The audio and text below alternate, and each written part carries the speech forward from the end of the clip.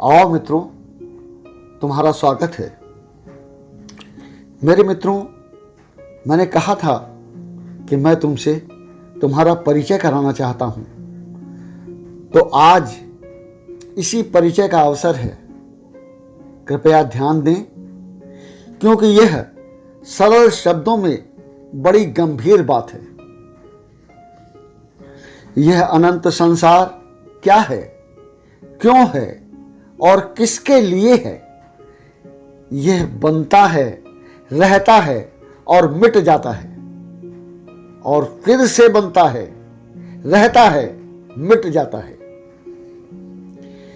यह कहां से बनता है, कहां खो जाता है? क्या सोचा है कभी? एक महाशून्य जिसे अनंत आकाश कहा जाता है, उसी शून्य में एक अद्भुत शक्ति अर्थात ऊर्जा सबका आधार भी है और सर्वस्व भी।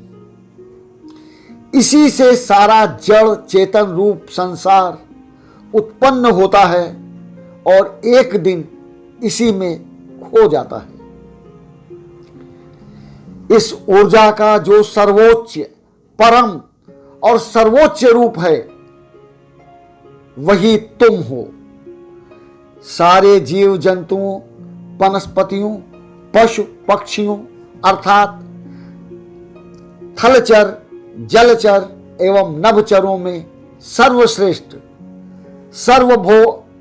सर्वभोक्ता, प्रकृति शिखर पर आसीन मानव, वही तो हो तुम। तुम्हारे लिए ही तो ये संसार है और तुम ही इसके सर्वोच्च भोक्ता हो। अब तुम ही सोचो, समझो और कहो कि तुम कौन हो। तुम क्या नहीं कर सकते हो? मानव ने क्या क्या नहीं किया है,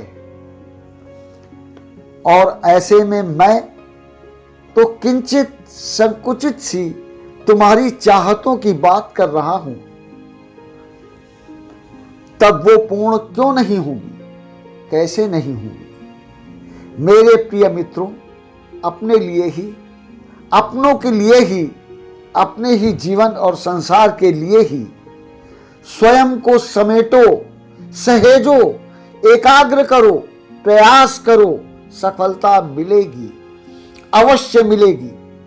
तुम्हारा संसार तुम्हारी लगन, मेहनत, चाहत, आशा और विश्वास से साकार हो जाएगा, प्राप्त हो जाएगा, दमकता हुआ, महकता हुआ, धन्य करता हुआ। आज बस इतना ही। कल फिर मिलेंगे अपनी कहने के लिए, तुम्हारी सुनने के लिए। चाहे शंका हो, प्रश्न हो, जिज्ञासा हो, सबके समाधान के लिए। तो मित्रों, जय हिंद, जय भारत।